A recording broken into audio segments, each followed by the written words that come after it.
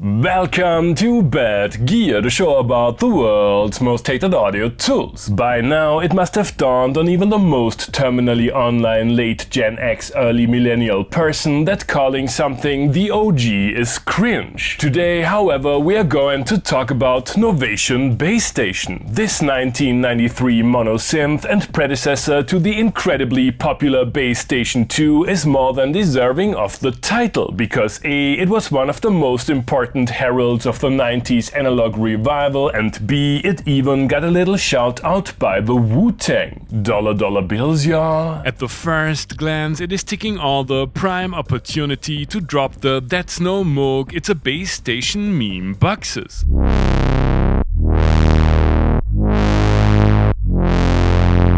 A rugged plastic enclosure based on the ultra-rare MM10 MIDI controller is incompatible with wood sides and home to what used to be the next best thing to a TB303 in the mid-90s.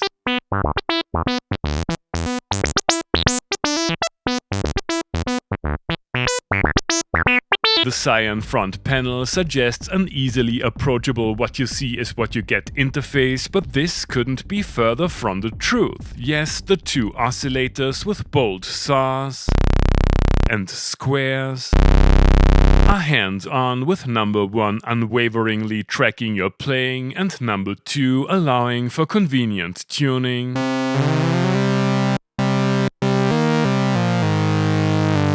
and detuning.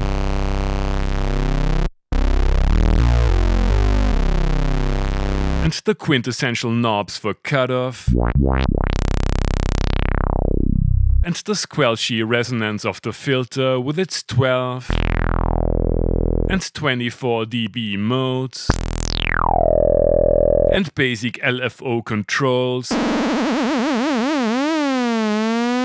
stick to their guns, but as soon as there is some kind of modulation involved, dialing in patches certainly made synth noobs of the 90s spew out unfathomable strings of profanities, in addition to filter mod depth, which can be switched between LFO and envelope modulation. Novation included what appears to be the cutest modulation matrix in synth history,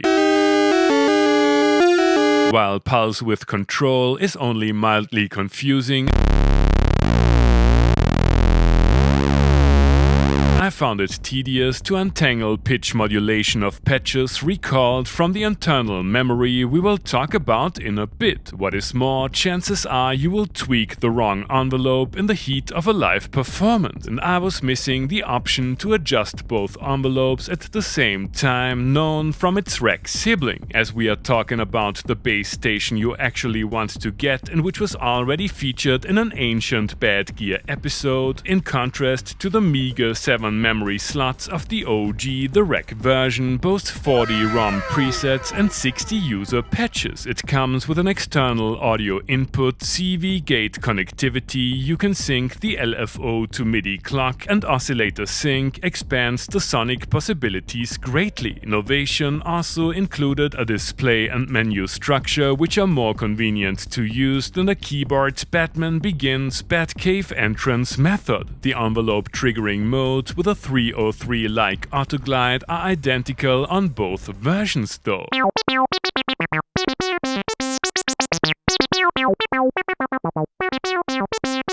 In contrast to the, in the best sense of the word, non-biodegradable housing, the knobs barely made it into the 21st century, and the usable keypad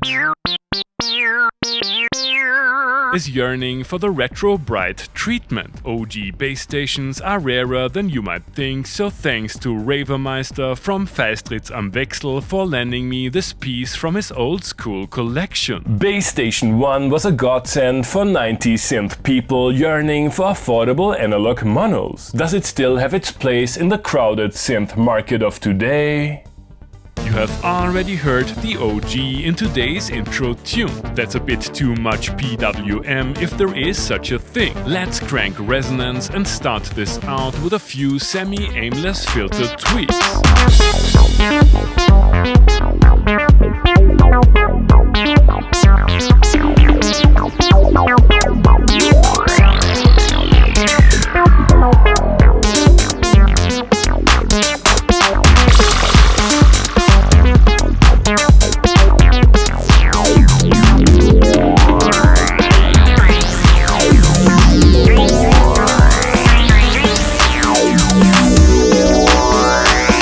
That was endearingly ugly. What it lacks in authentic 303 mimicry, it makes up for in tonal versatility and almost comical 90s charm. A noise generator and faster LFO are dearly missed for the usual techno-fart sound FX. Although the bass tones are usable, it's more of a lead station though. Time to focus on the dual oscillator architecture and go all in on retro sound aesthetics.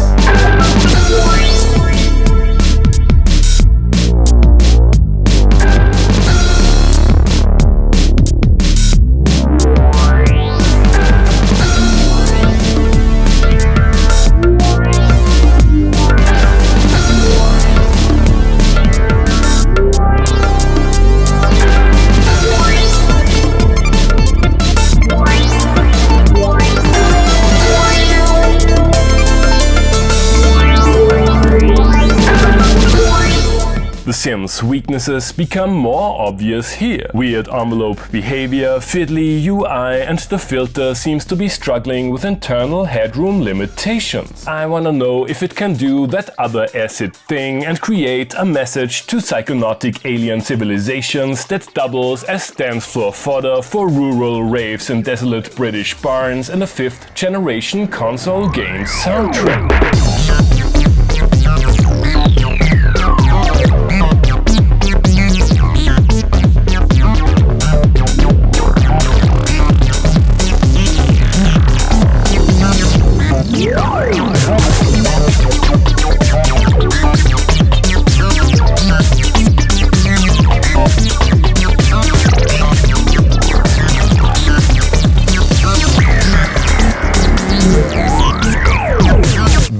Through the tinted glasses of nostalgia, the original Bass Station is a great synth. No frills, easy to use and unpretentiously old school with a distinct character. That being said, in contrast to the synth people of the 90s, we are spoiled for choice, and given the great price-performance ratio of Monologues, Brutes, Uli's Clone Army, Cyclones, Stratboxes and, last but certainly not least, its very own successor, the Bass Station 2, the OG, is a tough sell. I don't think one of today's hip-hop artists will give them a shout-out anytime soon though. Thanks for watching and see you next time. Hey guys, I hope you enjoyed the episode. Feel free to like, subscribe, become a patron and use one of the links down below to support the channel regardless of what your gas commands you to buy.